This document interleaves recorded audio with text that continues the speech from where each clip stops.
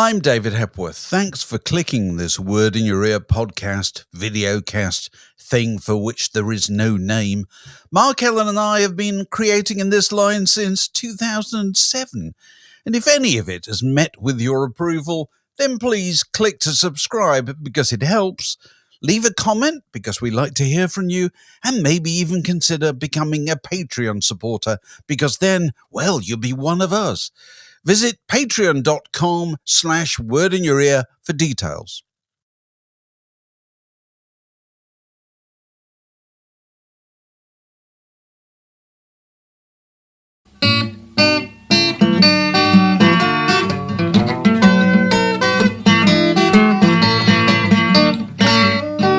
You're listening to a podcast from The Word.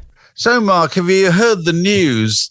Apart from the fact that there's good rocking tonight, of course, Mick Jagger and his girlfriend, Melanie Hamrick, we can now refer to as his intended Melanie Hamrick, because they've been engaged, Mark, the news emerges, for how long? 2 or 3 years. You're kidding. Yes.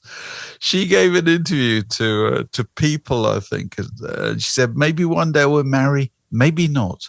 We're so happy in our current life, I would be too afraid to change anything.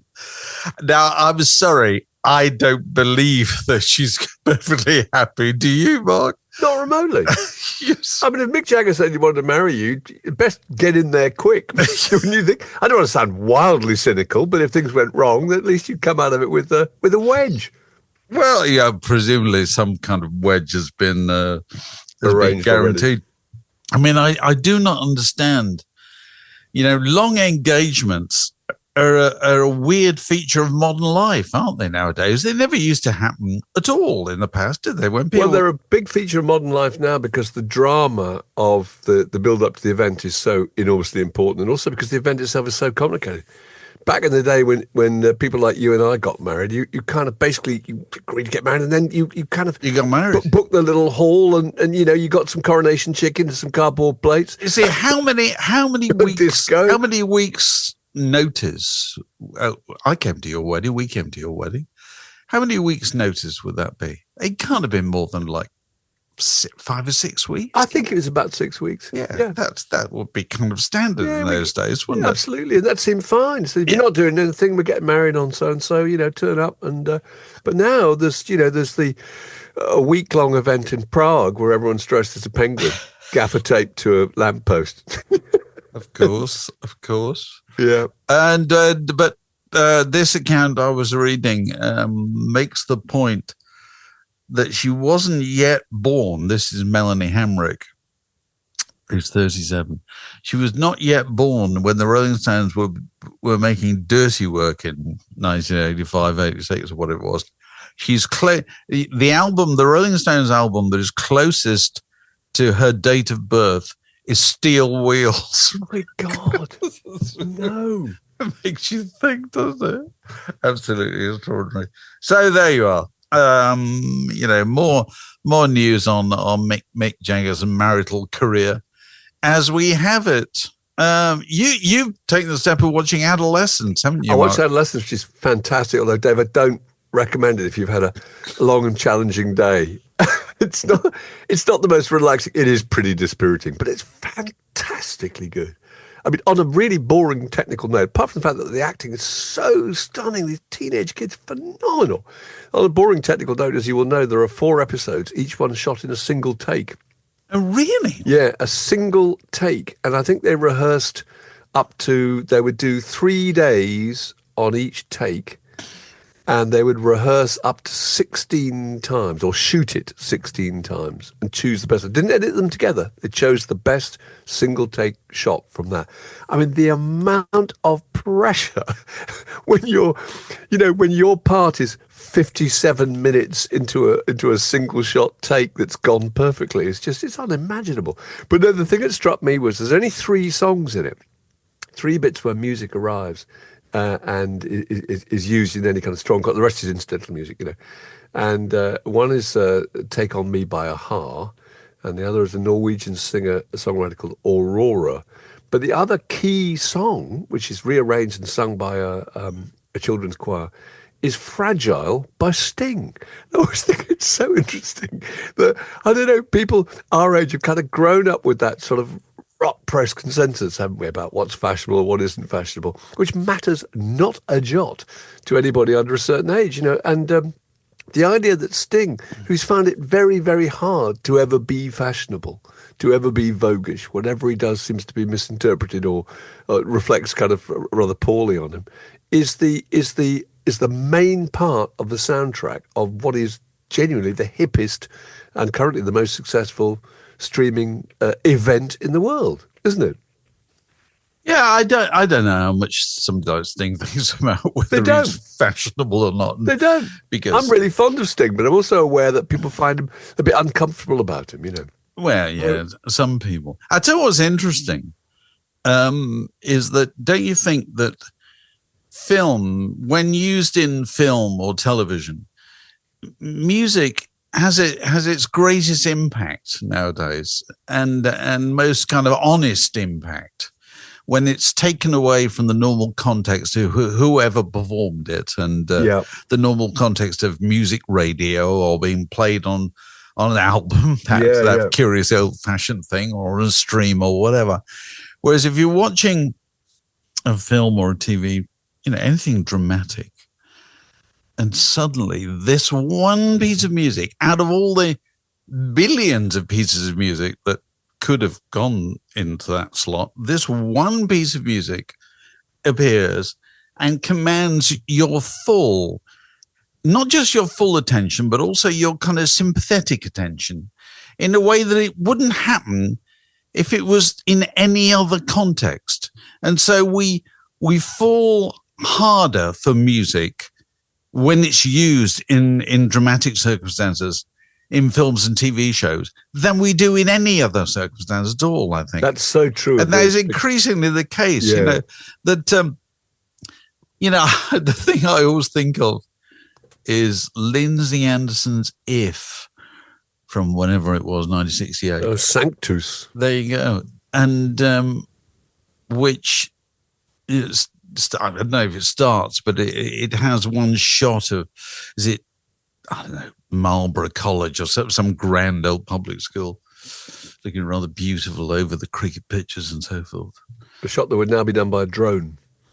And you hear the troubadours of the Belgian king, as they were called, and they were a kind of children's chorus from the Belgian Congo, with all its grim associations, singing an African version of a Latin mass. And I can remember being just utterly enthralled by that. I was mesmerized by that appearing in that circumstance. And I can go and listen to that now, and it take me back to that. There's just music used in those circumstances. That's a really good parallel, because the use of the Sting song, as I say, also the fact that it's sung by a children's choir, which is very, very affecting. And it's at the end of one of the episodes, and just some excruciating drama has just happened, and suddenly the camera appears to just take off. They've switched to a drone, and it flies up above the vehicles that are travelling to a car park where another incident is about to happen, and it's completely isolated from everything else, and so you get this stark rendition of this song, and it's absolutely, as you say, completely out of context. I didn't even know it's a Sting song, actually. I tell you the other weird parallel, which because this just came into my life again this week. So, Midnight, the Stars and You is a record made by Al Bowley with the Ray Noble Orchestra at Abbey Road in Studio 2 in 1934. Yeah. Studio 2, where the Beatles subsequently did all their work, was originally a kind of used for pop recordings, so things with small dance bands generally. That's what it was designed for. And Al Bowley was the great kind of British equivalent to Bing Crosby, and was a master of the microphone and sang in very intimate, immortalized in song by Richard Thompson. That song. Well, immortalized in all kinds of ways.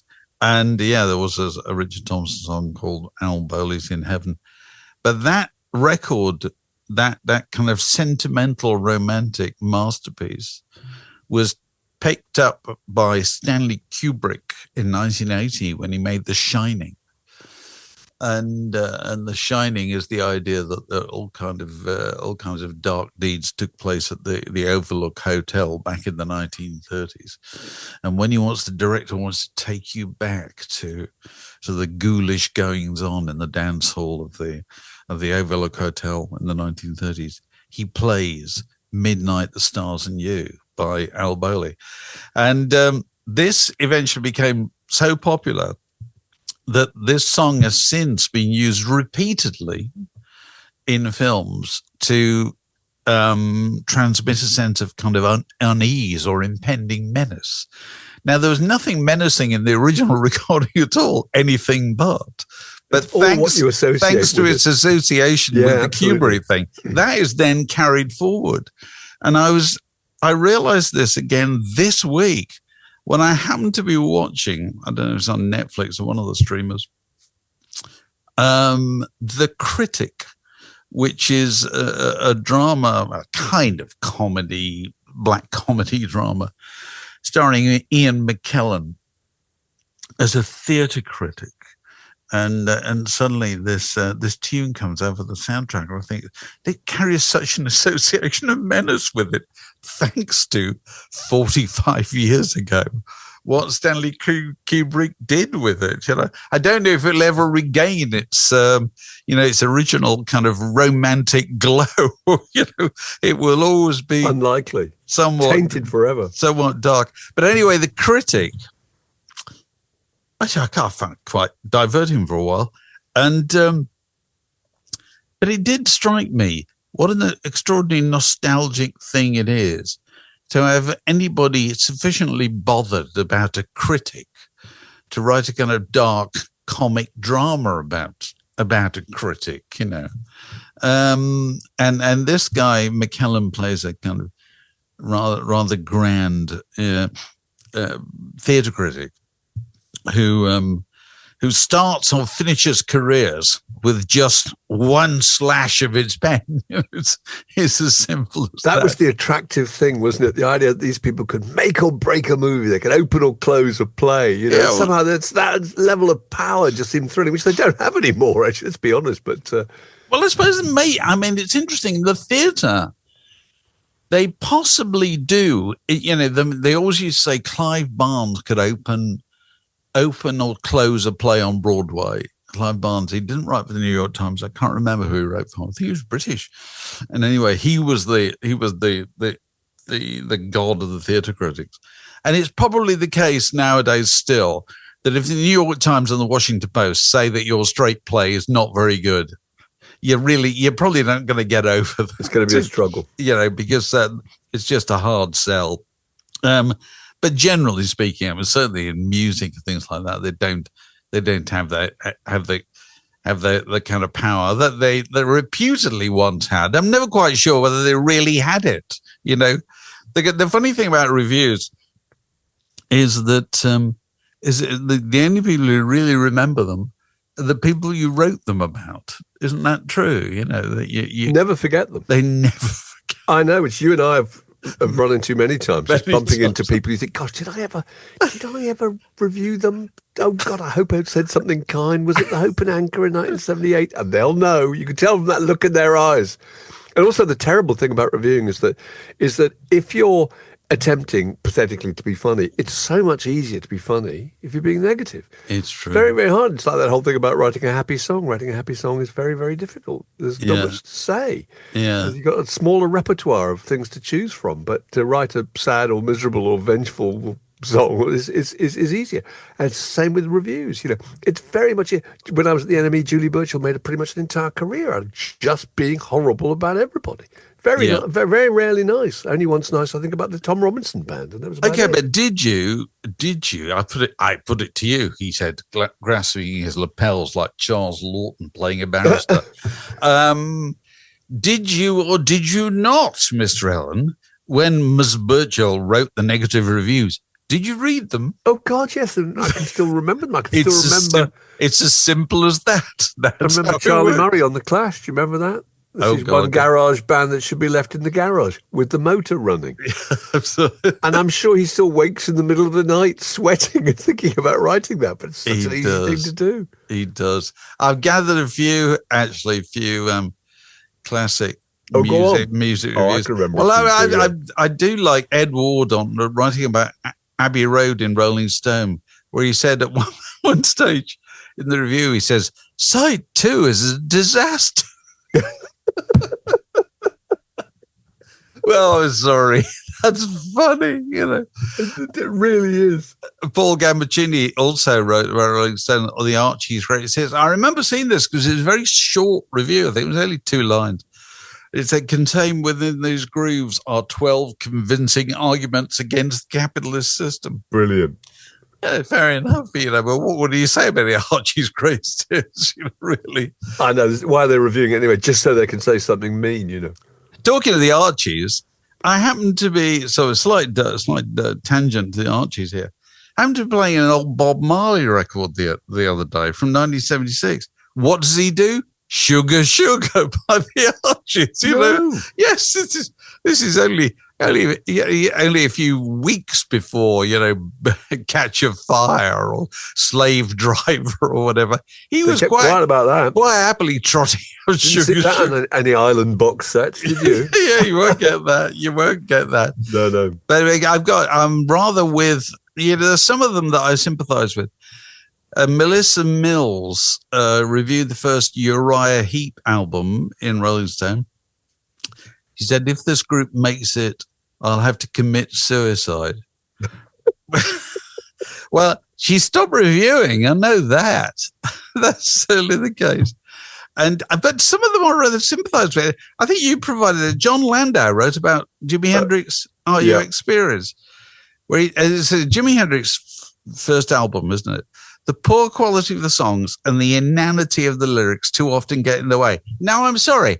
I kind of agree with it. Yeah, what you're listening to is his guitar playing, and thinking of the concept of Jimi Hendrix, which kind of overran all that, and that somehow seemed to outshine it. But they're not. I mean, they're not sensational songs at all. No. It's only it's things like Red House is what I like on the first. The first Jimi Hendrix album. It's a straight blues. And John Mendelsohn, who we had as a guest in Where Did You Read not long ago, talking about his meetings with David Bowie in 1971. He reviews Led Zeppelin 1. Is this in Rolling Stone? It probably is. Yeah, it is. It says the latest of the British blues group so conceived offers little that its twin, the Jeff Beck group, didn't say as well or better 3 months ago.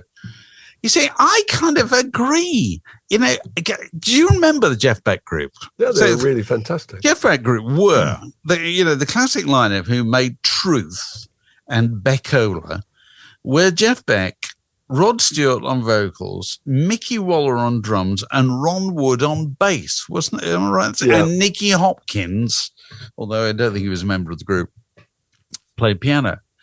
And they probably produced themselves. I think Mickey most used to put down the Financial Times when he thought there was a hit single there, and he'd bother about mixing something. But other than that, they were kind of left on their own.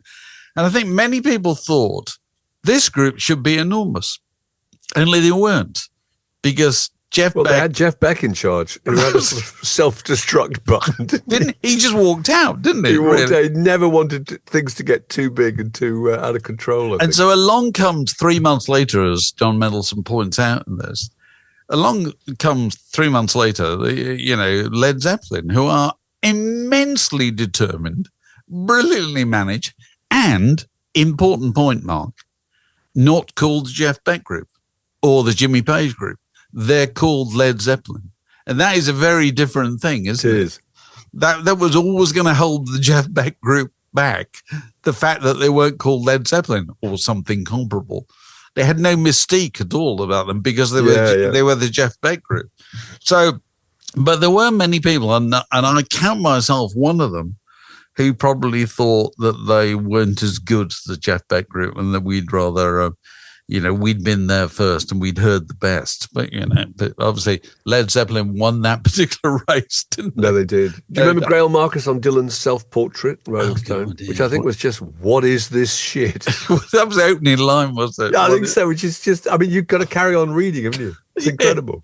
Yeah. I remember reading a thing about Mark Twain that said about a painting by Turner. He said it was like a tortoiseshell cat having a fit in a platter of tomatoes. I love those kind of things. Monsieur Flaubert is not a writer, as the Figaro said in 1857. I looked up a few of the Roger Ebert film reviews, who I absolutely love, and he wrote about a film called Freddie Got Fingered. He said, this movie doesn't scrape the bottom of the barrel. This movie isn't the bottom of the barrel. This movie isn't below the bottom of the barrel. This movie doesn't deserve to be mentioned in the same sentence with barrels, which is really good. Mad Dog Time, he said, this is the first movie I've seen that does not improve on the sight of a blank screen viewed for the same length of time. And the Spice Girls is really Spice World movie said the Spice Girls are easier to tell apart than the Mutant Ninja Turtles, but that's a small consolation. What can you say about 5 women whose principal distinguishing characteristic is that they have different names? And he wrote about Abraham Lincoln Vampire Hunter. He said it was the second worst thing to happen to Abraham Lincoln in a theatre. It's really good. I can lose weight, but you will always be the director of Brown Bunny. Those are great, I think. Talking of movies, and it's 50 years ago, pretty much round about now, since 2 entertainment products both appeared, were both unveiled before the public. One went on to enjoy universal acclaim and continues to have legendary status today. One fell apart in shame, ignominy, and bankruptcy, and everybody who took part in it has had to wander the earth for the rest of their life, ringing a bell. And both of those products, I've got to keep this going. Both of these products are single words titles, both beginning with J. Okay, ladies and gentlemen, they are Jaws and Jeeves. Okay. Which pretty much came out within weeks of each other, didn't it? Like that. I didn't really realize this. So one is the obvious, the rather famous thing involving the shark, the world's least plausible shark, that we all continue to watch to this day. And if I walked through a room today where it was playing, you'd have to sit down. I would perch on the edge of the sofa, and you would find me there 90 minutes later, still watching, perfectly happily. The other was Andrew Lloyd Webber's musical version of the stories of Jeeves from the great. We looked this up, didn't we? And the catalogue of disaster. It's unbelievable. It's brilliant, because the first key thing that happens is that Tim Rice, who normally wrote with him, obviously, decides he's going to walk away from the project because all I was doing was making P.G. Wodehouse less funny. Yeah. Which he said, which I can sympathise with. I can sympathise with. Yeah. And so he walks away from.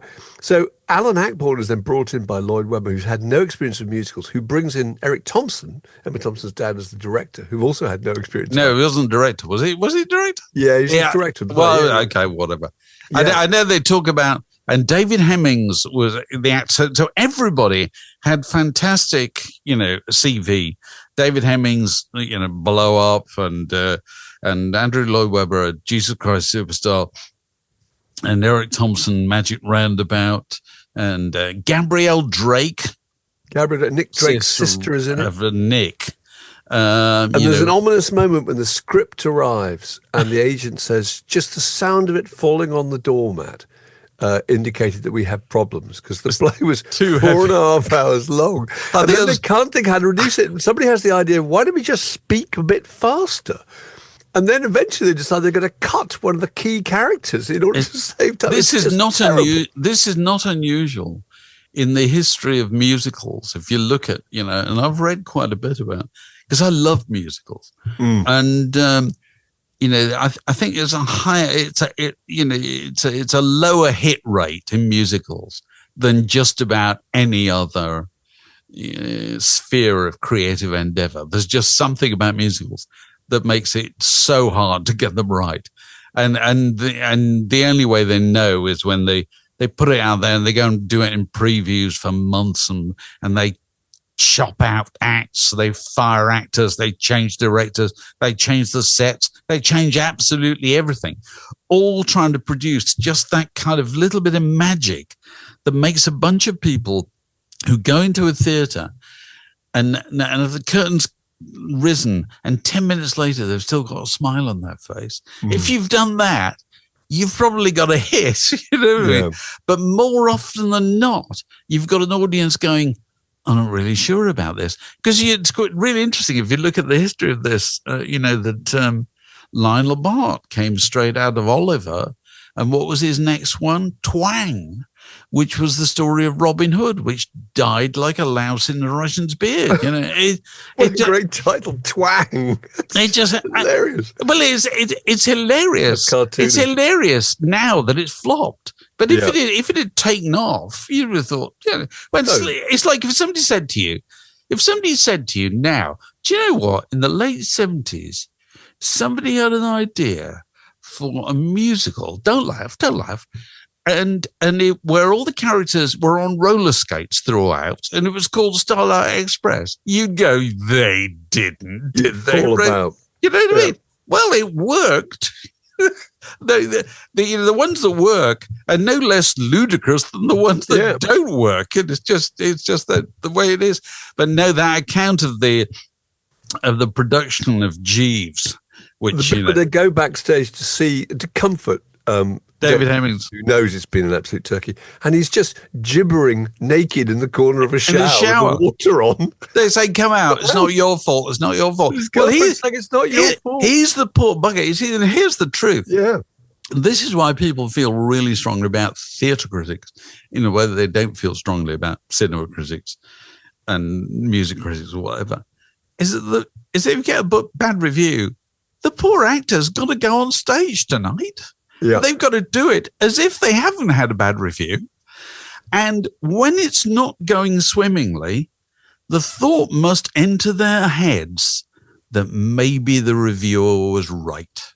Absolutely. And that must be so dispiriting. And that you're facing an audience of people who've probably read that review. And aren't really sure themselves. Yeah, and they're waiting to see if it could be proved correct. Yeah, and they might just as easily go one way or the other way. It's an impossible situation. So, yeah, David Hemmings. And the other thing that interests me in the account that we read, which is in the Telegraph, it's a very good piece, actually. It said that both Hemmings and Eric Thompson used to like a drink and turned up for rehearsal with a bottle of Hirondelle. I thought nothing takes you back to the 70s more than the idea of a rehearsal, where the director's table, there's a bottle of Hirondelle. Well, it wasn't Black Tower, Liefermilch or whatever, yeah. Bull's blood.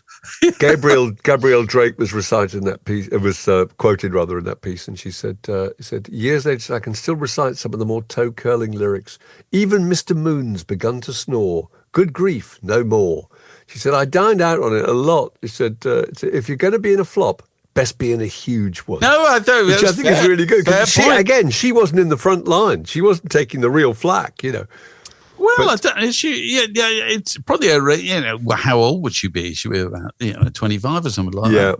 And you'd if you get a hit at that point in your career, everything takes off. And if it flops, you don't, It's but Jaws had the same degree of gassiness during everybody thought Jaws was going to be a disaster. All the pre-publicity. It was meant to have a budget of $4 million and it cost $9 million, which in those days was an enormous overspend, wasn't it? It was meant to take 55 days to shoot. It took 159 days. They went out and started shooting and all the cameras got wet. And at one point, the Orca began to sink. I think 9 days before they started the production, neither Quint or Hooper had even been cast. It's incredible. Yeah. I mean, Richard Dreyfuss only changed his mind because he'd seen a screening of a film he'd just done called The Apprenticeship of Duddy Kravitz. and realised that was going to be an absolute turkey, and then ran back and said, actually, I'll take that role in what really? it's called again, George. Yeah. So he didn't even want it to do it in the first So place. what about the fish? I'll do the fish. The fish. And then the idea that all the malfunctioning sharks, which of course makes the movie, the fact you can't see the shark. It's the menace of the yellow barrels suddenly surfacing when you know it's there, which is infinitely more scary than the It's shark. true, isn't it? It's true. But it's amazing how it made back all his money. I think it made something like $7 million in its opening weekend, which is incredible. And invented a whole new world of cinema, doesn't it? I know. You know, that's where it all begins to turn, you know. I love those unexpected hits. You know, Bridesmaids is another one. Bridesmaids, I think, cost something in the region of $5 million to make. There was nobody particularly well known in it at the time. And it's made $368 million since, which is phenomenal, isn't it? You know the secret of Bridesmaids? You can watch it repeatedly. I have. And I have done. And, you know, it is still funny.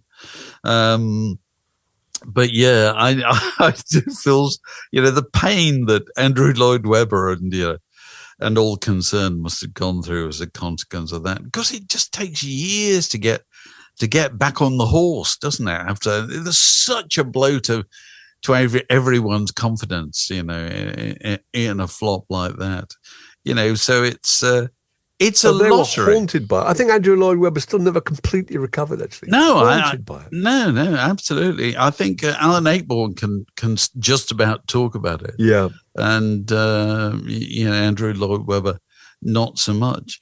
So we should say we should mention Clem Burke. We should say a word or two about Clem Burke of Blondie, we should.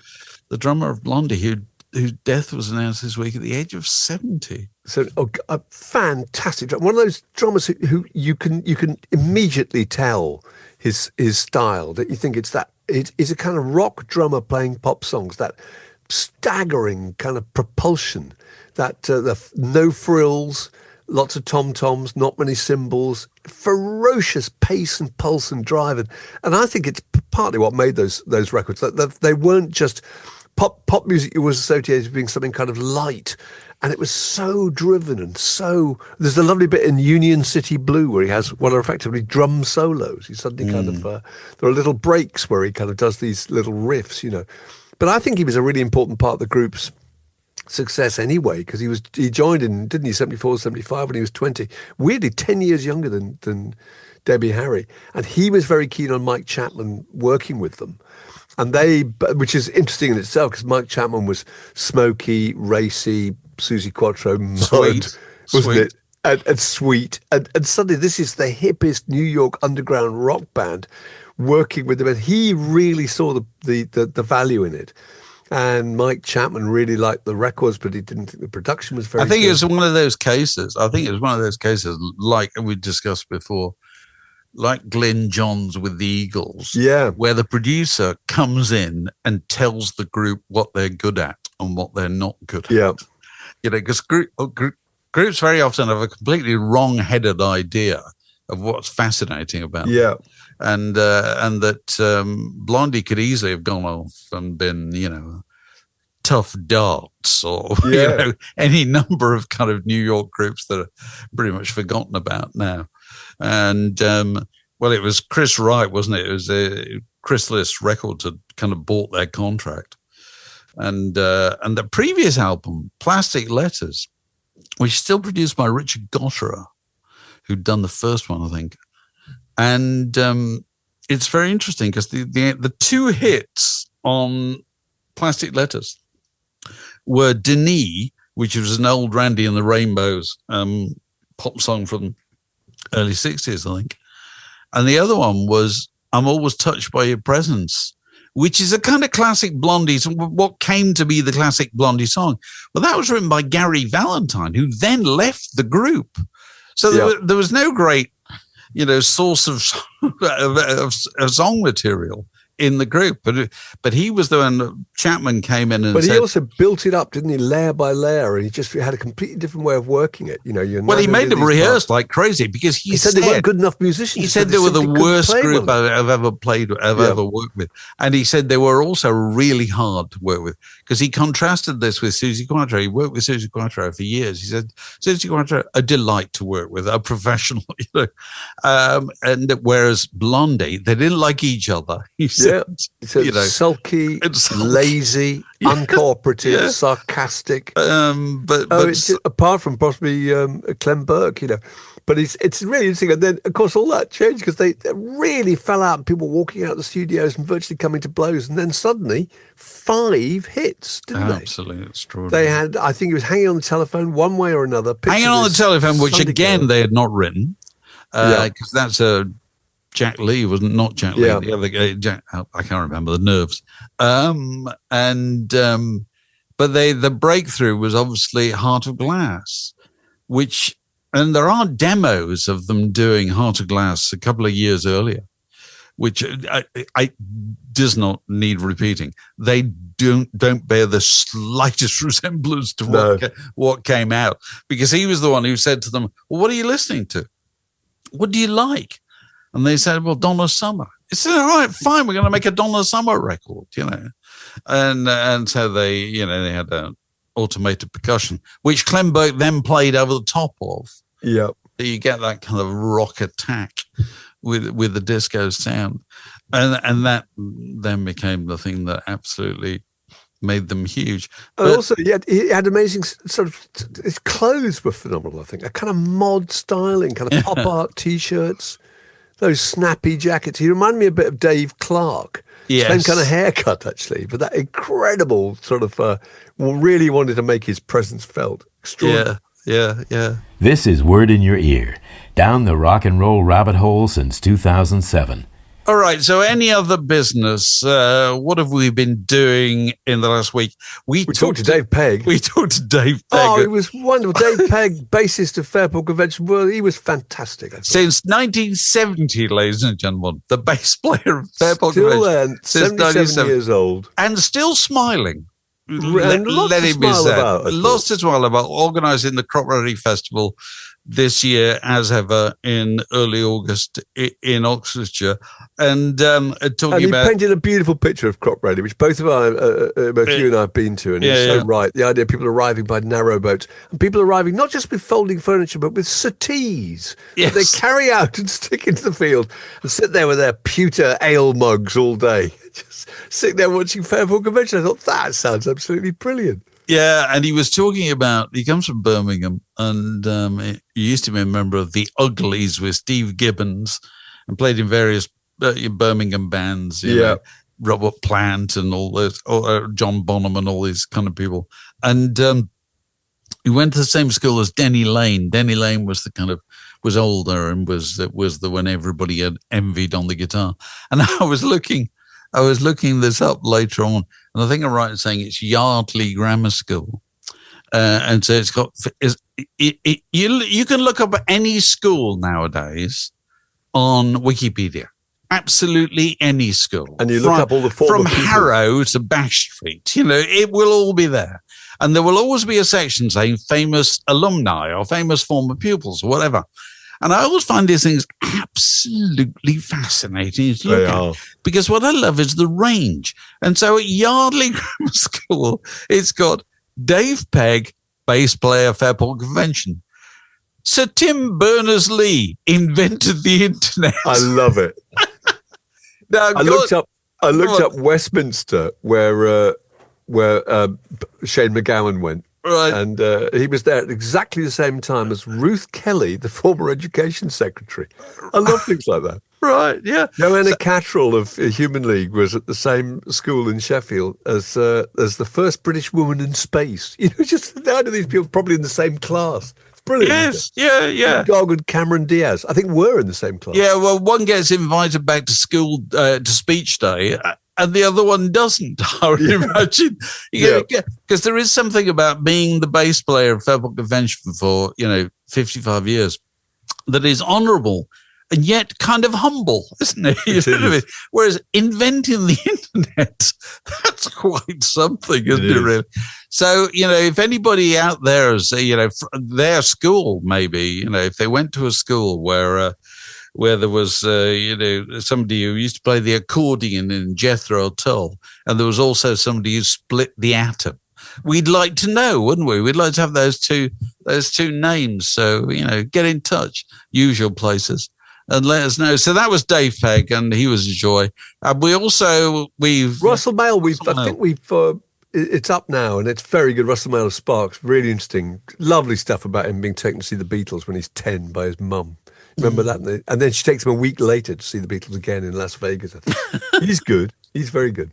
He's very good. So all that stuff's up there, and YouTube, usual sources. And if you want to, feel that you're doing your bit to keep this cornucopia of entertainment and vital information going, you could decide that now is the time to become a Patreon supporter. And the way you can find out how to do that is go to patreon.com/wordinyour-ear. And if you sign up in the appropriate level, you could be joining us on the occasion of your birthday, just as happened this last week with our old friend in Savannah, Georgia, Chuck Lonson. And Chuck started with a bit of a quiz for us. And now it's time for Word in Your Ear's Birthday Guest of the Week. So now we're joined by the birthday boy. No doubt in the streets of Savannah, Georgia, the trees are blossoming, small children are celebrating. It is the annual festival of the birthday of Chuck Lonson. Chuck, how you doing? Wonderfully well. Hope you both are doing well. We're doing very well. When was the birthday? Have you had it, or is it to come? It was exactly a week ago, and I spent it the same way you gentlemen did, working. Oh, right. Y'all were working at Wareham, as I recall. We were. Yeah, you have all the fun. Yeah. So, Chuck, you have a query that you want to put to the panel. Well, I have a couple of things. One, since there was no quiz last week, right, I had been saving something. I had actually hosted a pub quiz a couple of weeks ago for our regular host who was out. So I had been thinking of this for a while. So I came up with some music questions for the final round of 10 questions. I have a feeling you will get most of these, if not all. Right. Some of the folks struggle, but I was thinking as I was driving one day, so many song titles contain the name of the character in the song, or at least a description of the character in the song. So I picked one lyric from a bunch of songs, mostly 60s and 70s, to see if people could name the title character based on the one lyric. And people did fairly well, but there were some stumpers. But you guys being pros, you'll probably get them all. So let me run you through them real quick. And I gave the year as well as a lyric. So the first one is 1958. You will be the leader of a big old band. Oh, I can't. It's Chuck Berry's song. It's Johnny Be Good. Yes, Johnny Be Good. Title character. So these are eponymous songs, aren't they? As the old cliche goes. Okay, fine. Carry on. Either the name or description. Right. The example I gave people was making love in the green grass behind the stadium with you. Oh, yeah. Brown Eye Girl. Yes. All right. Right. So next one, 1968. I know I need a small vacation. But it sure feels like rain. It's Glenn Campbell's song, isn't it? It's Glenn Campbell, yeah. It's Wichita Lineman, must be. Jimmy White, there you go, Wichita Lineman. This one's a little more on this side of the Atlantic, but 1978. So I cruise along, always searching for songs. I don't know that at all. Tough. That's a tough one. That's Jimmy Buffett. It's Jimmy Buffett, son of a sailor. Oh, right. Okay. Right. Go on. Carry on. Now this one is a 2000 song. It wasn't my idea because I didn't know this song, but the old host said when I submitted my questions, he said, "You're way back too far for some of our participants. You need something a little more up to date." He gave me this 2000 lyric. Oh, God. I hope you get this, man. Hit me back just to chat. Truly yours. Well, I have it's no American, idea. that's all we can tell you. It's an Yeah. Eminem song. All right. Okay. Yeah. It is called Stan.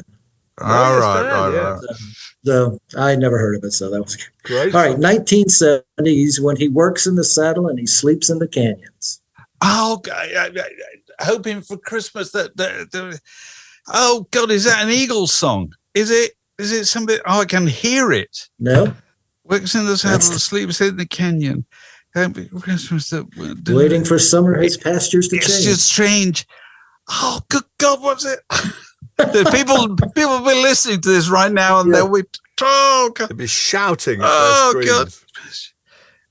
And when the I sun would give you the rises, name of the when artist, the but it would sun give away the rises, he sits on this, waiting for. Oh, I half got it. Go on, tell me. It is Sweet Baby James by Of course, Sweet Baby it James is. Taylor. Of course, it is. Good. Yes, good. All right, this one you will have to retire if you don't get. 1968. I was raised by a toothless, bearded hag. Oh, well, yeah, that's it's Jumpy the Jack Stones. Flash. Yes. There Jumpy you Jack go. Flash. Yes. All right, you should get this one, David. At least I know you're a fan. 1971. Climbing walls while sitting in a chair. God. No, I can't get it from that. Go on. That is John Prine, Sam Stone. Oh, right. Okay. Yeah. Okay. All right, and this is another favorite band of yours, David. 1974. 2 degrees in bebop, a PhD in Seeing a swing is Little Feet as Rock and Roll Doctor. There you go. Very good. Nobody got that at the quiz. 1979. He's acquired this kind of cool and inspired sort of jazz when he walks. Oh, God. 79. And this one's very personal. This one's very personal to me. Oh, God. It's Is not it a Steely Costello Dan song? song. No, No, go on. Go on. that is Chucky's in Love. Oh, right. yeah. Okay. Okay. Yes. All right, last one, 1973. Should be easy. Because he knows it's me they've been coming to see. To forget about life for a while. No, I can't do that. No. Billy Joel, Piano Man. Oh, okay. right. Okay. Okay. Very good. Very Anyway. good. Those were the ones. That was a fun one. I enjoyed it. No, that's good. No, they were great. They're really good. You come out the Proper old winner there. teasers. Yes. you All right, also, but I did have a law. Go on. Y'all had mentioned a couple weeks ago various recording artists who got into academia. Right. And you talked about, I remember Art Garfunkel teaching, and we know Brian May has a PhD and has taught. But my missus, who is spent her career in the film and TV industry in the costume department, is looking into teaching her craft at the art school here that has a film school. There are a number of former rock stars or indie rock stars, particularly up at the University of Georgia in Athens, where they have a music business degree. Right. And one of Very my Athens, friends, Georgia. my eye doctor, actually, his son's in that and is taught by one of these. So one of the main professors in the program, I think runs the program, is a guy named David Lowery.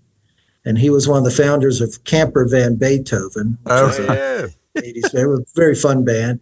And Yeah. then when that broke up, he founded the band Cracker, which has had a few hits. But All right. Right. he is now a full professor at the University of Georgia teaching music business, and which would be interesting given the changes in the business he's seen in his time there. There's another teacher in that same program named David Barbee, who is a artist and producer. He was the bassist for Bob Mould and his band Sugar for a long time. Oh, yeah. Now he teaches at the program. So my question to the two of you was, if you were to get into academia to teach magazine editing, magazine writing, Nobody what wants lessons that. would you Nobody wants that course any longer. Let me tell you. give? Particularly given how that business has changed. So, I mean, what would you teach the young? Oh, God knows. Well, you Besides, you teach people, besides my don't you? usual advice to people talking about law school, which is don't. You're right. And one of my daughters dropped on me last week that she's thinking about law school. But Oh, what well. would you say to young budding editors and journalists? Oh, God. That's impossible because the world that we were in was the world of magazines, which barely exists. Well, I think it was seriously what I would say, what I always say to any kind of, and yeah, you do get occasionally approached by people, oh, I'd love to have a career like you had, or something. Yeah. And I always say the same thing, which is, back in the day, my day, Mark's day, you had to go and find somebody who bought paper bought ink by the barrel and had a load of lorries. You know what I mean? It was about people who owned the means of producing something. You don't have to nowadays.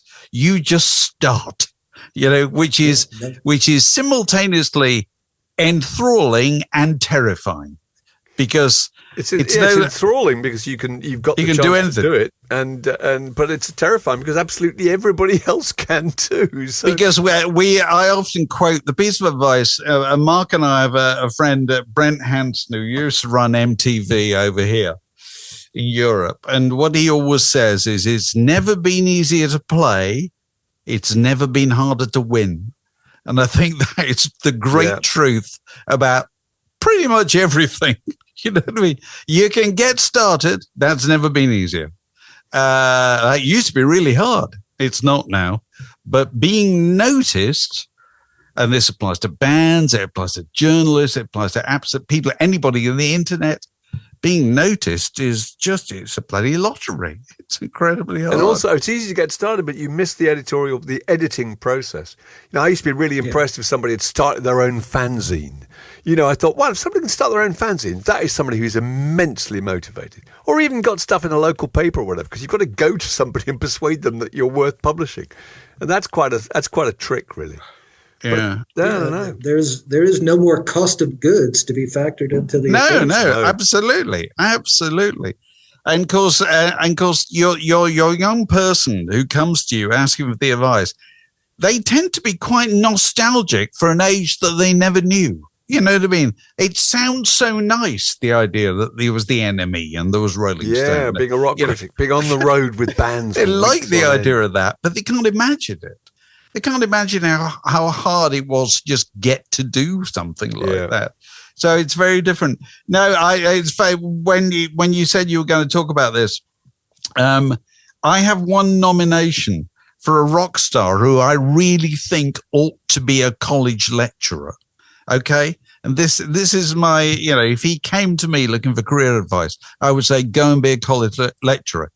Elvis Costello would be brilliant as a college lecturer because he's a natural communicator. He's a brilliant communicator. I've seen him just talk for an hour in front of a load of people. That's what I was going to say. The hard part about Elvis is getting him to shut up. Well, it is. Yeah. But he's brilliant at it, and he takes an educated interest in everything, and he learns about things all the time. To the minutia. Yeah. My nomination would be Al Stewart. We talked to Al Stewart recently, Dave. Do you remember? And he was that was great. Fantastic, just talking about that was very entertaining. Events in history. Just phenomenal. It was just like a presentation, He was really good. What was he talking about? World War I, Passendale or Passchendaele? Yeah, it was. That's right. Passchendaele, that was fascinating. Good. That's good, Chuck. Yeah. Well, look, thanks very much for that, for your log and your questions. Have you got to go back into court now? Hopefully I'm done for the day, but unfortunately have a murder trial coming up, so. Oh my goodness. Lord. I ought to point out for anybody who's just coming into this conversation late that Chuck's part in these cases is on the legal side rather than anything else.